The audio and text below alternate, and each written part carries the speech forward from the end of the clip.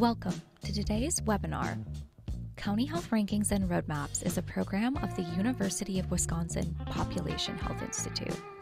This webinar is brought to you thanks to the contributions of colleagues and partners in Wisconsin and across the nation, with support from the Robert Wood Johnson Foundation. It is produced in collaboration with Healthy Places by Design, an organization that advances community-led action and proven strategies to ensure health and well-being for all. The University of Wisconsin-Madison occupies ancestral Ho-Chunk land, a place their nation has called Dejob since time immemorial. UW-Madison respects the inherent sovereignty of the Ho-Chunk Nation, along with the 11 other First Nations of Wisconsin. This webinar will be recorded. All speakers' views are their own. Guest bios and slides from today's webinar are available on our resource page. We will share a link to the resource page when the webinar begins. Stay up to date on all things CHR&R. Find us on Facebook, Twitter, and LinkedIn. And if you haven't already, sign up for our newsletter by scanning this QR code with your phone's camera. It's the best way to find out about upcoming webinars, our podcast, and our latest tools and resources. Your facilitators today include our host, Erica Burrows-Girardi, with support from CHR&R Communications Specialist, Colleen Wick, and the Collaborative Learning Director from Healthy Places by Design, Joanne Lee. We invite you to continue the conversation immediately after the webinar in our discussion group. Joanne Lee will be our lead facilitator. And watch for a chat from Colleen for details on how to join the group after the webinar.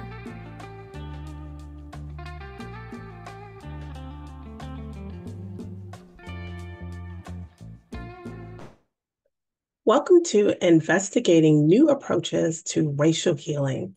My name is Erica Burrows-Girardi. Thank you for joining us today on this National Day of Racial Healing.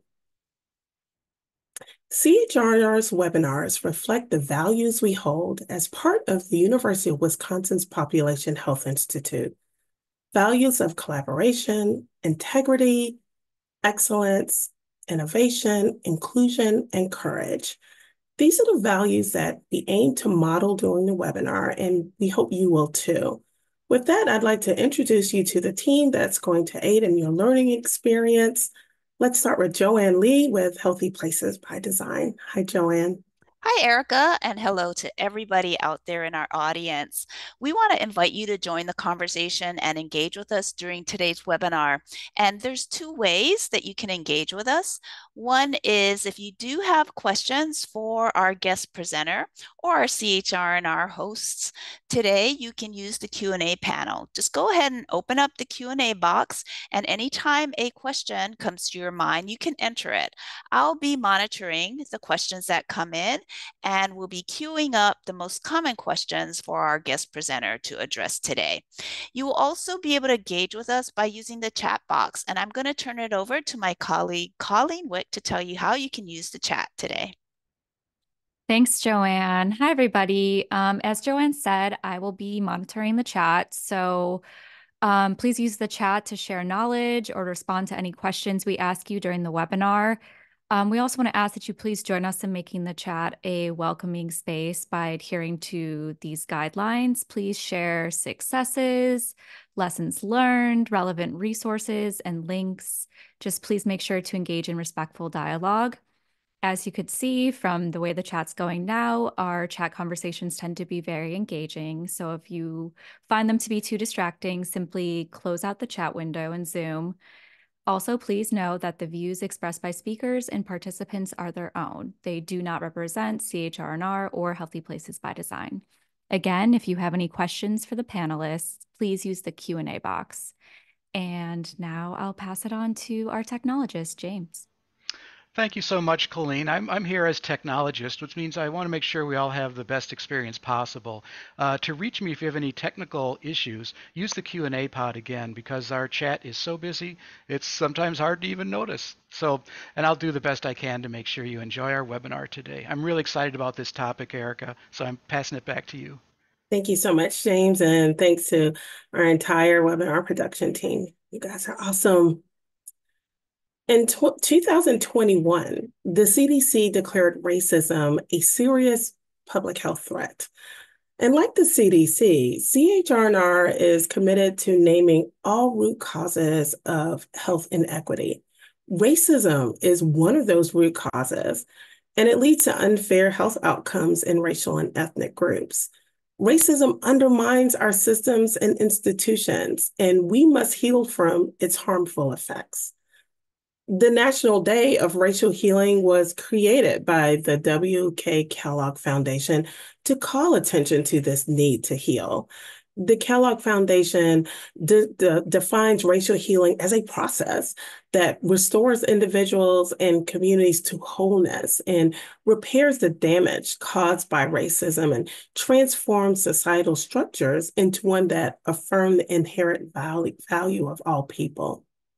When people come together to build relationships based on trust and mutual respect, they're better able to bridge divides and work together to transform systems and structures. So here's some actions that move us toward racial healing. Spending time with people racially and ethnically different than you. Attending cultural festivals or participating in book clubs are some ways to learn about others.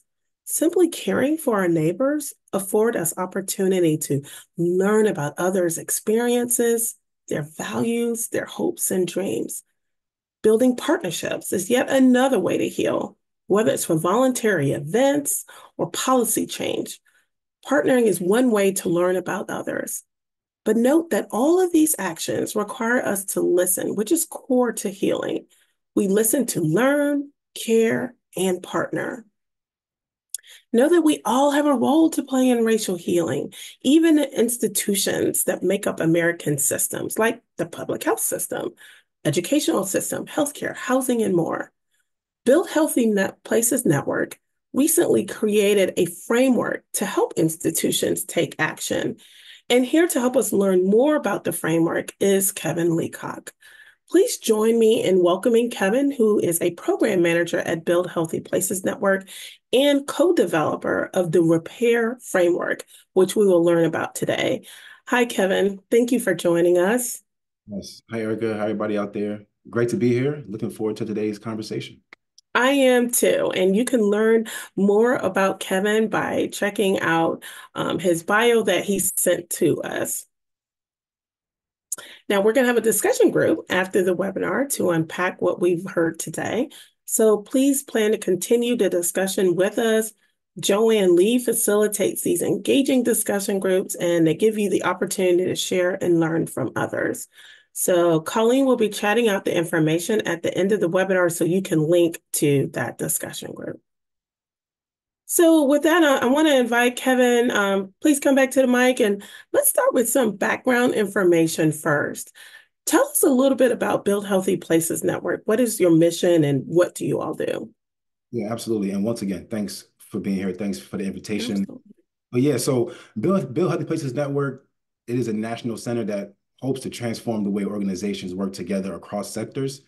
And primarily what we do, we work with healthcare, public health, community development, which we will talk about like in a bit, the finance sectors, all with the express purpose really to advance health and racial equity, right? So this work is primarily done through facilitating intentional, what we call cross-sector partnerships that aim to uplift community-led solutions, accelerate cross-sector investments, right? So money, dollars, things like that, into persistently disinvested communities to create healthier, more equitable, and thriving places. So once again, we do a lot of work around community development, talking about community development corporations, which I'm sure that we will touch on pretty soon.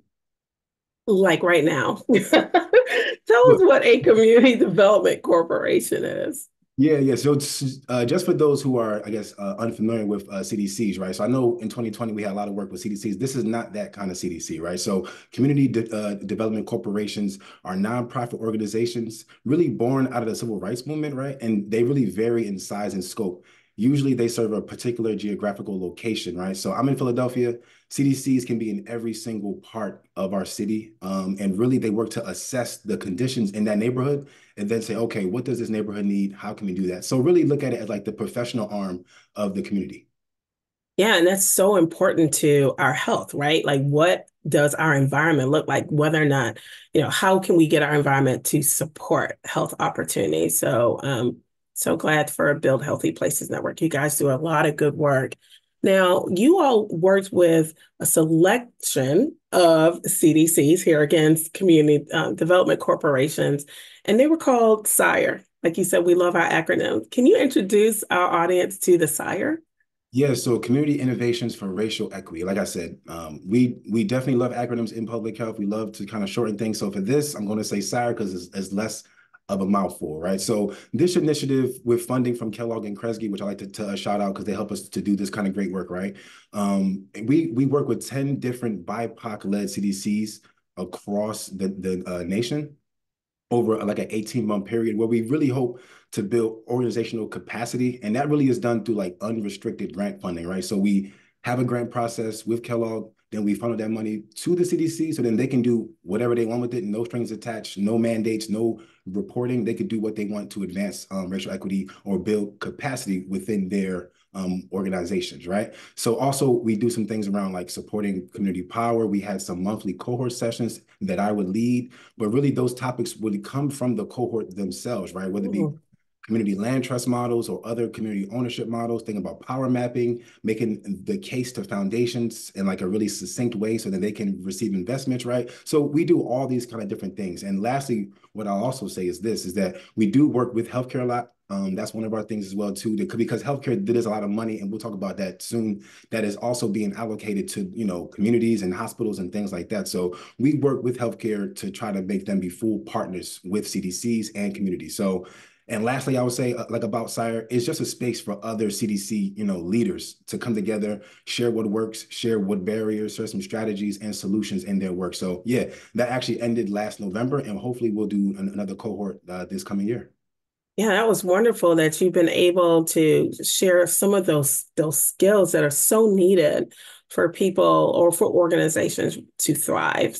So good work there.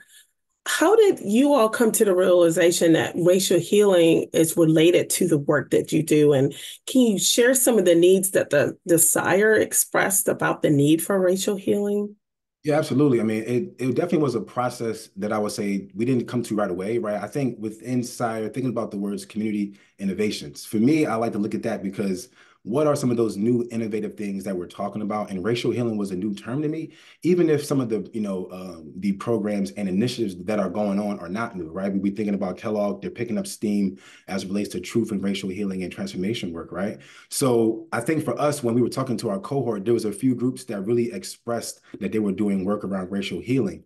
And then what does that actually look like, right? So that was the first part, just really just hearing from them. They kind of set that agenda, and then I listened to them and said, okay, let's kind of move on, right? But let's move on and then do this. But thinking about also with racial healing, right? Thinking about Kellogg again, there was two components that kind of jumped out at me as we were kind of doing our racial healing work, but then looking at Kellogg and why we wanted to even do this. So thinking about narrative change and separation, right? So we were thinking about how has systemic racism really created narratives that are harmful and ultimately deadly, right, to Black and brown people and other communities of color, right? And how has the separation and segregation and inclusion from participating as full citizens, right? How does that work to keep the status quo? So for us, we wanted to use racial healing as a means to push on those kind of status quo, push on those narratives that we hear a lot, and then that's one of the things that we wanted to really do. So that's how we came to racial healing and why we're kind of doing it now. Yeah. And then you saw that healthcare, you mentioned this earlier, healthcare has to be a part of this work. So share a little bit more how you came to realize that healthcare is just so integrated into racial healing work. Yeah, absolutely. I mean, you can see this big number here, right? It's almost hard to even fathom, like $4 trillion being spent in healthcare throughout all its different ways. And for us, we were like, okay, 80% of this, is due to chronic disease, and chronic disease is preventable, right? Or at least Yeah. like a lot of it is. Not all of it, but some of it is. And also we were thinking about, okay, if we have that, how can we think about, the chronic disease also being so disproportionately prevalent in disinvested communities? So we were like, okay, healthcare has a role here, but how can we kind of really have those investments go to communities, but also working with healthcare so that they can be, stewards like in the right way with racial equity. So that's kind of how we want to use healthcare because there's a lot of money there, but how can we reallocate some of those resources? Yeah. And so, thanks, Kevin, for setting the stage so we can kind of have an idea of what kind of brought you to this work with the racial healing. I want to transition now to the repair framework that you co-developed. So let me start by asking, when you were creating this framework, who did you think the framework would work for? Like, who's the audience? Who was it created for? Yeah, no, for sure. I mean, that's one of the first questions that we wanted to ask. Like, one, what do we want to do? But also, like, who we like are even talking to, right? And once again, I'm going to keep shouting out healthcare because I do think that healthcare is a potential partner who has been doing work, but can do probably, no, definitely can do much more, right? So, healthcare institution leaders who really recognize that the racist practices and outcomes in medicine, right, in the past and present, that really kind of like, has some trauma and harm that's there in communities that have not been forgotten. So how can we work with healthcare institution leaders to really share that wealth and power with the communities, right? So that's one. Also, community development again, right? Back to that. We have to also look at our past.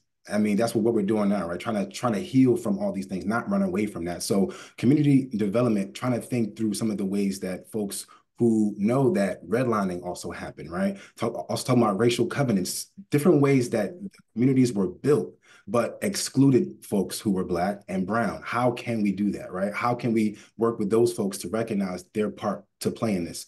And also philanthropic leaders, right? Did they have an opportunity to really create space for communities to lead in determining what is important to them in these racial healing efforts, right? Rather than the institutions themselves determining what's important, what to measure, what to talk about. So I think all of that, and then also lastly, right, the community leaders.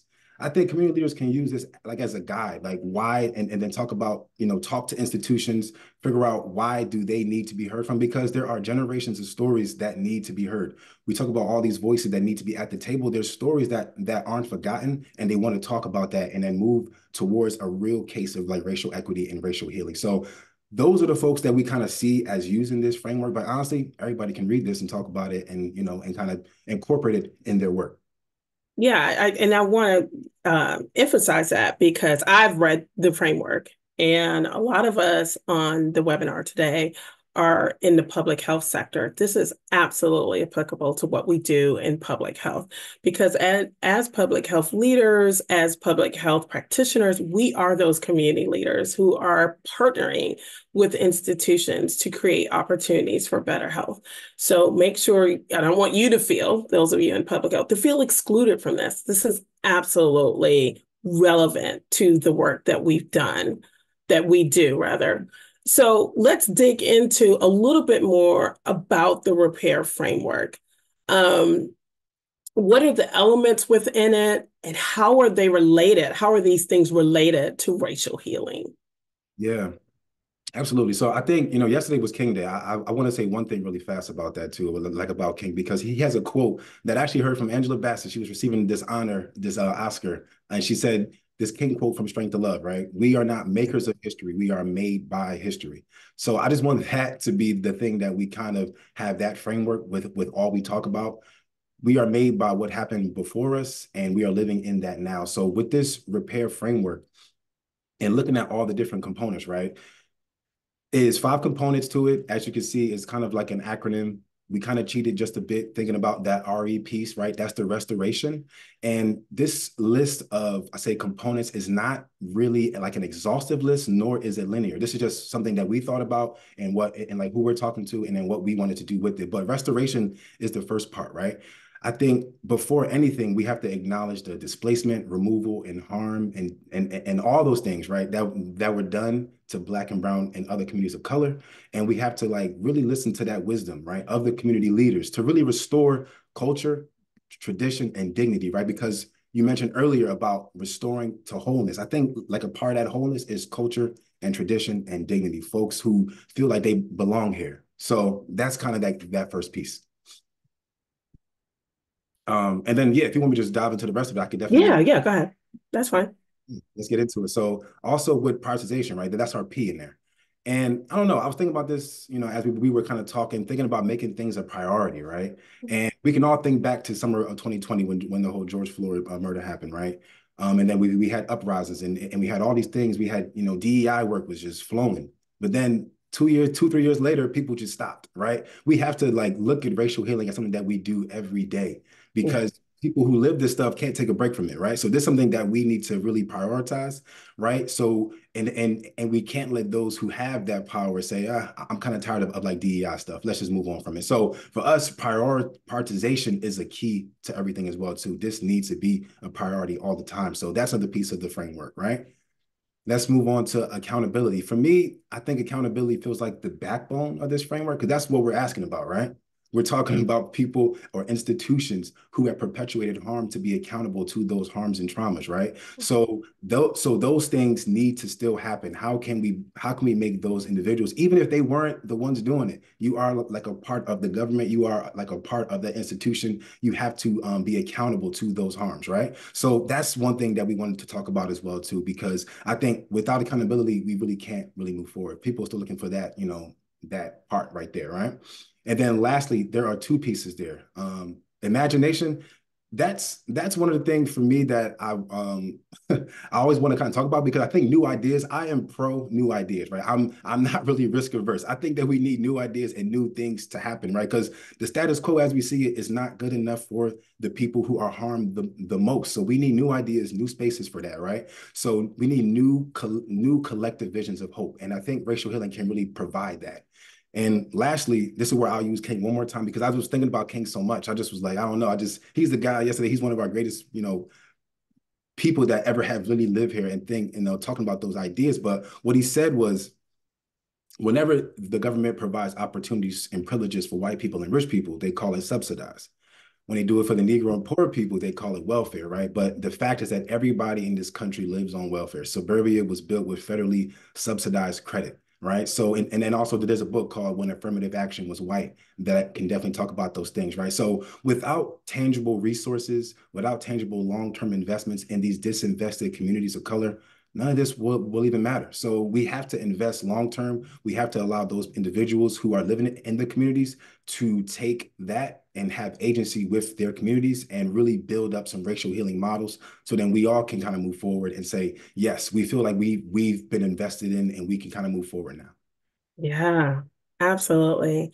And I never get tired of hearing quotes from Dr. King. I feel like I just they're so real and so relevant even today, just as you were saying. You know, um, we often hear from some communities that talking about equity, let alone racial healing, is challenging. How can this framework be helpful for communities that are in varying acceptance of that word equity or racial healing? Yeah, I mean, that's always the hardest part too. We do that as well too. Like with BHPN, we work with folks, I'll just name it, like in Florida or Texas or other places where they can't even say the words racial equity. So how can we even do this stuff? Right. So how can you even do this work? But I would say that it is important to start somewhere. So I would say to read the framework, I would say to pick out what you think may be the quote unquote least controversial pieces and start from there. Because I think if this is our long range goal, where we want to go, we got to start somewhere. So even if it's difficult or I feel like we can't do it, I think pick some pieces out of it and start there. And then let's have those conversations with folks. Hopefully that we can kind of, talk to them and kind of move forward with it. Yeah, like I was saying earlier, like everyone has a role to play. So, make sure that you find what will work and go from there. And the last thing I'll say before I advance to another slide, remember, Kevin said this is not a linear process. So you may find that starting with accountability is probably like a little, the partnership that you're with may not be ready to go there yet, but they might be willing to start with resources, or they might be willing to talk about creating a new future together through imagination. So think about the different elements and figure out which one might be the best one to start with. So it's good that you all didn't put it in a linear fashion, Kevin. Now, one of the features that I really like about this repair framework is the bank of thoughtful questions that you offer. So we're going to go through some of those questions in a bit. But each one of these elements come with a bank of thoughtful questions that partners can think about. Like if you're scoping out a new partner, or if you're thinking about, engaging with another group, these are some good questions. So tell me what your thought process was when you were thinking about the questions and how the communities are starting to use them. Yeah, absolutely. I mean, a part of it really was, I mean, I was thinking about it. I was like, I like to read things, right? I think reading and education is vital, but also like an interactive piece. So when we were doing this, we were like, let's develop something where folks can actually sit with these questions and may not have an answer right now, but hopefully they can, strive towards having answers to these questions. Because I think for racial healing, we have to sit with this work and really continue. Like I said, it's a long-term investment. So these questions really are long-range questions. Also, we have some like right now, what needs to happen. So I think for us, we really wanted to be interactive in what we were putting out there. And those questions at the end of the resource, when we talk through each of the components, that was really our piece, is to say, okay, answer these questions, because I think that will add another element to the education piece of it all. And also, once again, community leaders can take these questions to institutions and say, hey, do you want to do this? And if so, what do you want to do? So I think all those things can really lead out to like a well-rounded conversation. And just before we get into questions, something that just popped into my head also, Kevin, is that we can use these questions for self-reflection, right? Like, how are we in our own organization contributing to racial healing work? Absolutely. Absolutely. Yeah. So let's start with going through the restoration element a little bit more closely, and tell us what type of sample questions can communities either think about for, again, either self-assessment or if they're engaging with another partner, but how can they test commitment to racial healing with in this restoration piece? Yeah, absolutely. So these are a few sample questions from, as we go through this, from like each component, right? So with restoration, we're looking at these two questions here. How has your organization clearly named and acknowledged past and present harms toward BIPOC communities? And how will you continue to name and acknowledge those harms? And as we see, when we go to the next slide, we wanted to kind of think about some of the commitment examples that are out there so folks can kind of see that, right? So back in 2008, AMA, the American Medical Association, publicly apologized for the organization's past discriminatory practices against Black physicians, right? AMA called it a modest first step toward healing and reconciliation. And really, I mean, I would say first and foremost, once again, how does it feel when someone actually like apologizes to you, right? That kind of opens the door for more meaningful conversations. But if you feel like someone has wronged you and they trying to just move on, we can't do that, right? So I think for restoration, they really just starts about like at a place where we just say, I'm sorry, like about these things, even if it wasn't me, I'm a part of this organization. What can we do to make this right? So I think that's and the first part is really naming those harms, naming those traumas, and then naming stuff about how will you actually move forward and continue to not do those things, right? So I think that's our first piece.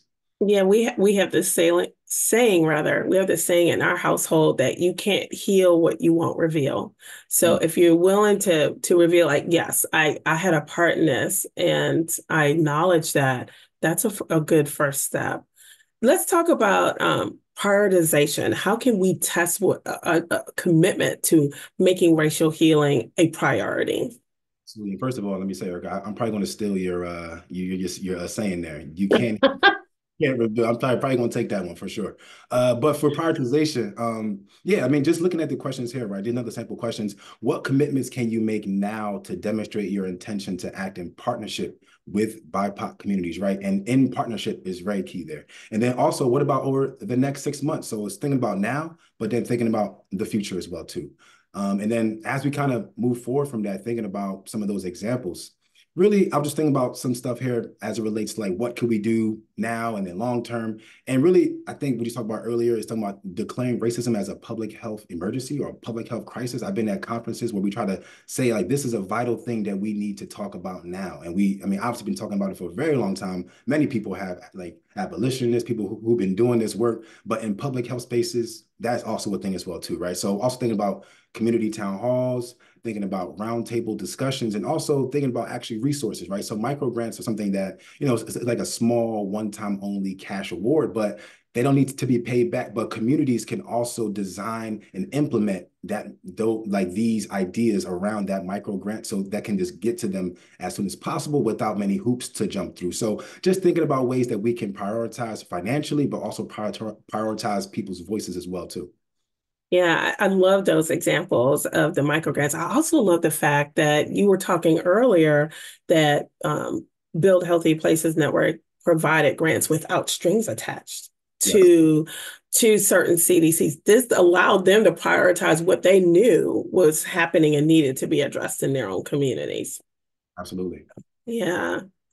And what about when we want to hold others accountable? Like, how can we test their willingness to be accountable? Yeah, that's one, there's some questions here, but I would say like accountability is one of those things where you have to really be like strident, because folks sometimes do not want to be held accountable. You got to show it to, and that's one thing that I'll talk about like in my next slide. But like a few of these questions for accountability is thinking through like, in what ways do you want to work collaboratively with BIPOC communities, right? And as you see with these questions, is about collaboration, is about partnership, right? To set racial healing and health equity goals. How are BIPOC communities involved in defining what the success of a partnership with your institution looks like? That kind of speaks again to the paternalistic aspect of foundations. We don't want the other people to say this is what you should do. We want to say what we want to do. So that's a thing. That's a thing that we need to like really like talk about, right?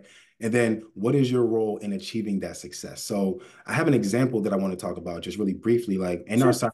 Yeah. So in our SIRE cohort, VA Community Voice, they are based in Richmond, Virginia, and they work with the local hospital chain, which is Bon Secours Mercy Health, who basically got found out in like a New York Times article that they found the loophole where they kind of exploited low income patients to kind of boost their own profits, and that came out in the New York Times. So our group and the VA Community Voice, they now work directly with the representative from Bon Secours to really hold them accountable to their community benefits agreement, which basically saying that like if you're a nonprofit hospital and doing work in a community, you need to do what you say that you're going to do, not to exploit us, not to boost your own profits, right? Not to build more buildings. So they're now working with them to really have them and Richmond as a community to be true partners in the work with Bon Secours or other hospitals as well too, right? So I think for us thinking about accountability is like, how can we provide similar spaces or funding mechanisms to spur those new ideas and imagination that kind of leads to investment in disinvested communities? Yeah, I love that. And I love that they're starting to heal that relationship with Bon Secures. Thank Absolutely. goodness for that. Yeah, but I mean, it wasn't on their own doing, right? Bon Secure had to have like a hit piece came out, but now they say, okay, now let's listen. But either way, that's holding somebody accountable. They may not Yeah, want to, that nudging. yeah, just nudge them. Yeah, that's holding folks accountable. Imagination, which is one of my favorites because I love what you all said. The status quo is unacceptable. So you have to imagine what a future could look like. Absolutely. And that's kind of what we're talking about here, right? This is one of our sample questions, like how can your organization, how can your institution, right, actively support, create space for, and uplift a vision of healing and health that is created and led by local BIPOC communities, right? So, and thinking about that for imagination, I don't want to pat ourselves on the back again, but just thinking about just thinking about ideas around no strings attached funding from foundations, right? So with SIRE, we invested in those CDCs, right, financially through that unrestricted grant funding, but also through just capacity building and being there as a support for them, right? So then they can imagine and work with their communities to implement new ideas and possibilities, which we will talk about in a few minutes, these new ideas that came from those kind of conversations. Awesome. And then lastly, resources are such another critical part of the framework. How can we test commitment to resources? Absolutely. As you see here, one of our questions, what are ways your organization can share power and decision making, right? Because that's what we're talking about, sharing power and decision making, voices, money, dollars, all those things with communities that really put the work in, right? Who have built this country, but don't have those resources. How can we get that to them? So I would say there are a couple of examples that we're thinking about as relates to like that commitment of resources, right? Once again, participatory grant making, really, as you see here, right, like at its core, this approach to funding seeds decision-making power about grants to the very communities impacted by funding decisions. So participatory grant making, but also one thing that I wanted to shout out that we're also just now getting into as it relates to community-driven data collection and evaluation is about, once again, saying like what metrics or stories do we want to collect, produce, track, evaluate, that folks can produce their own narratives and outcomes about their situations, their neighborhoods, so then we can kind of move forward and then benefit and enhance their lives. So those are two things that we wanted to just shout out as potential ideas and resources that institutions and foundations can think about. Yeah. And I'll say once again, there are foundations that are doing this, but we are thinking about this. This can be like a model that we can definitely make bigger and larger because folks are seeing the usefulness in it. Right, right. It doesn't have to be limited to foundations. This is a wonderful framework, and the elements and stuff are so on point. So, thank you for walking us through that part of the framework. But folks, again, we want to encourage you to read it. Again, a link will be in the resource guide because there's so much good stuff in the repair framework.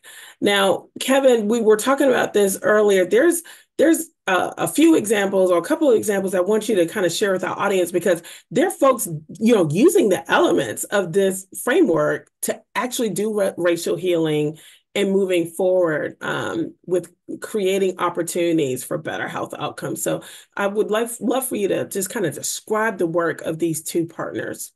Yeah, I mean, and not only using it, right? I think for us, they kind of the ones who kind of set the table for us to even think about racial healing, right? So the Seopokli Collective, which is a Native organization in that I think like in and around Phoenix, Arizona. So they're like in Arizona, but really their purpose is to provide healing for urban indigenous peoples from the diaspora, which they say from the womb to the tomb, right? So this is done by basically sharing wisdom, connecting resources, revitalizing traditional knowledge, promoting and advocating for health and wellness. So those are the things that they really get into, right? But what they want to do, their idea moving forward is they intend to open a 7-acre healing and wellness center that incorporates birth work, land restoration, food justice efforts and partnerships. They want to have a food forest that offers fresh foods.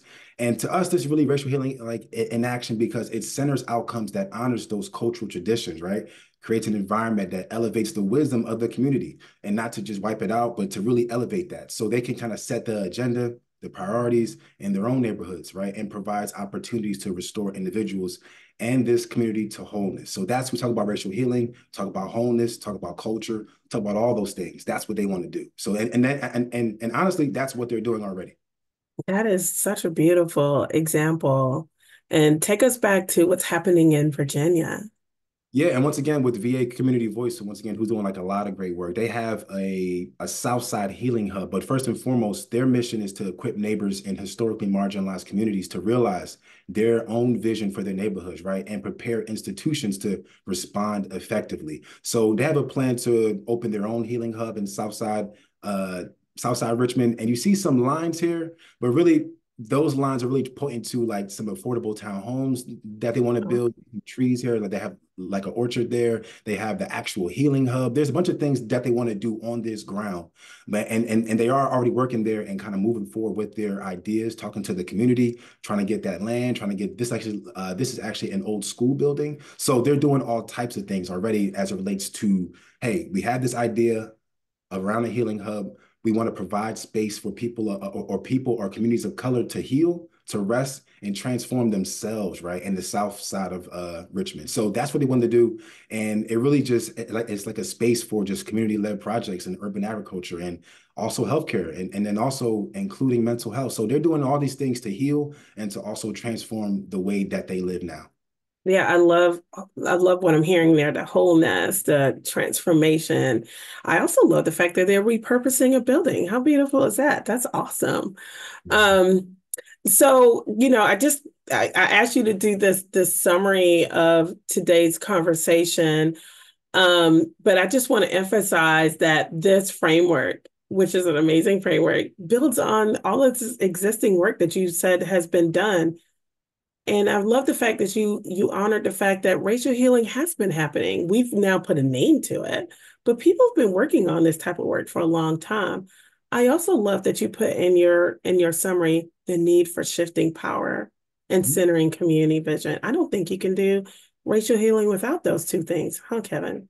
No, no, not at all. Not at all. Because, I always say like the ripple effects of those past harms are still felt today. Like there's nothing that we can do to look past it until we deal with it. So those are some of the things that thinking about those communities that have dealt with it, we can't move forward until they're actually partners in the work, shifting power and doing things like that.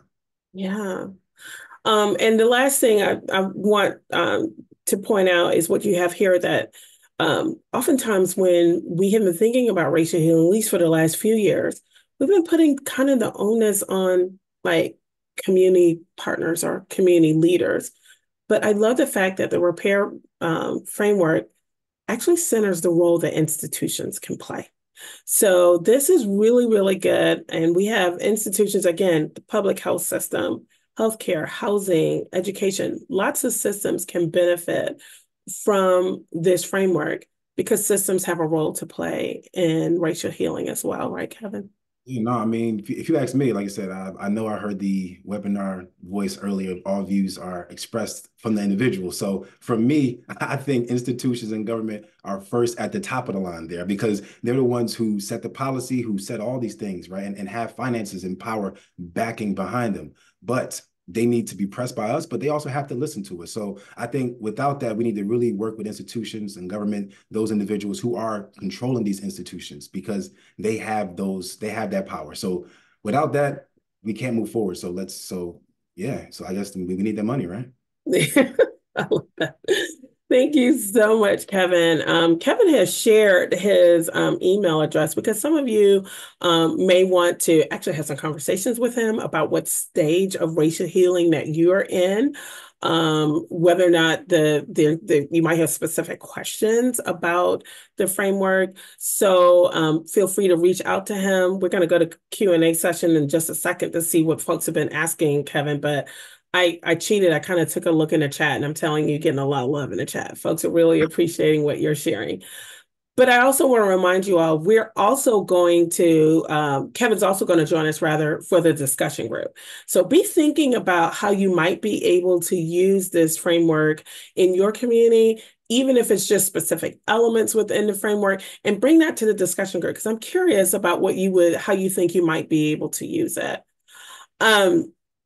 And I also want to encourage you to continue your learning on this. You know, we all deserve to live in a world free of oppression, committed to repairing wrongs and healing from trauma, just as Kevin said.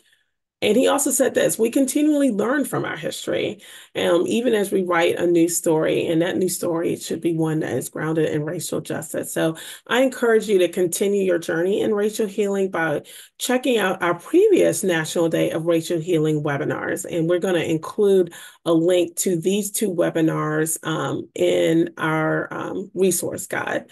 And with that, Joanne, what's been bubbling up in the Q&A?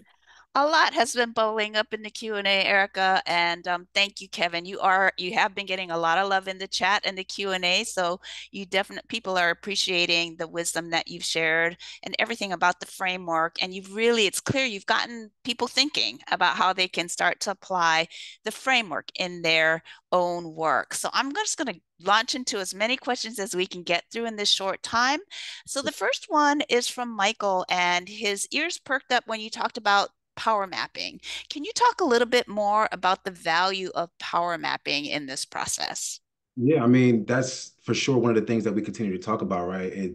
Obviously there's two words there, talking about power and talking about mapping. So it's like a visual exercise that folks can use to really see what institutions, what levers of power are in your community that you can tap into, that you can then have conversations with them. What do they do with that power? So it really is like an idea that you can really work with your community members to say, all right, who has the power in our neighborhood? How can we talk to them? How can we kind of shift that power to other individuals? Because what we're seeing now is not enough, or how can we partner with them to kind of do certain things? So power mapping is one of the things that is a visual exercise. You work on it and you see who has the power, how do we kind of connect with them, and then build those relationships.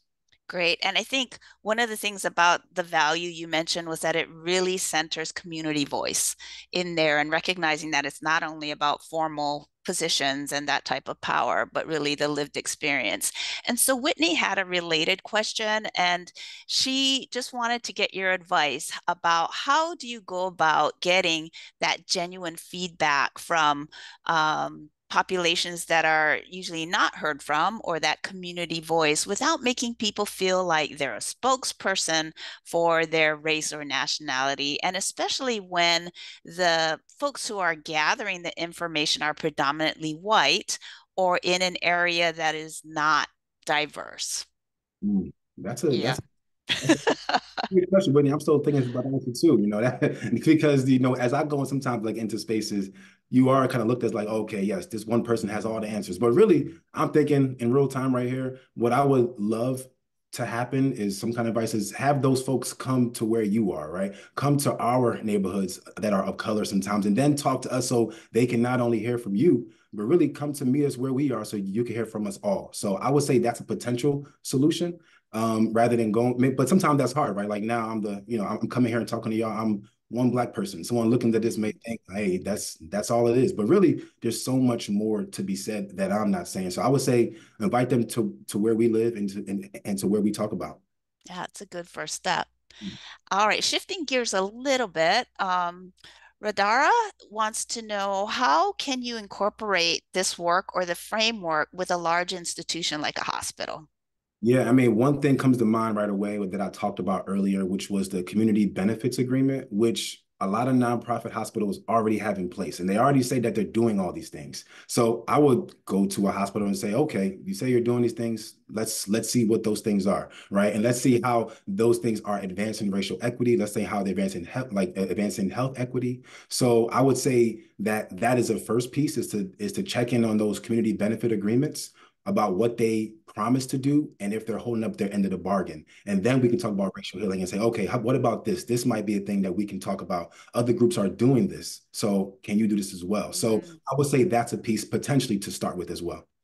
I really like that approach, Karen, because it really is using a model. You can reference a model that other communities are doing, and it's starting with something very tangible rather than starting with, well, hey, let's do racial healing. They might not really know what that is or what that looks like. So love that example.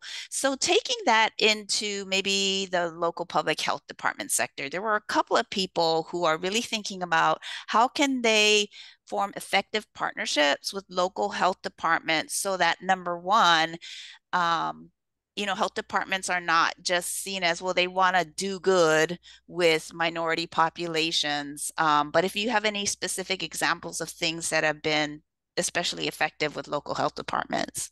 Yeah, I mean, and I think this is back to the one slide that I talked about the idea of community-driven data and evaluation, right? I'm looking at your question, Faith and Octavia. I'm looking about just thinking about the metrics that we do collect. Sometimes they are not the ones that actually will spur any sort of action, right? If we see all the bad, we see poverty rate is 25%, 30%. What about if we collected other metrics that were important to the community? And sometimes they may be hard to measure, right? But they may be more qualitative. There may be more stories around what is it like, what does it mean to actually, have why we don't have like this green space or like I think we can focus on other data points that aren't the ones that we always see all the time because those can beat us down negatively, right? But if there's a way that we can kind of flip that framing to work with communities to figure out what things do they want to track and what stories do they want to tell, so then we can take that and then say this is what we should do rather than looking at the data that's there now and say, oh yeah, crime is 50%. We got to have more things, more cops. But what if something else actually led us to do something else, right? Other data points, other stories, right? So I think that is something that we can definitely look at. I love that you brought that in because Faith actually had a related question about how do we respond when other organizations the data doesn't sway them. Yeah. And so the storytelling, those real life examples are really, really helpful.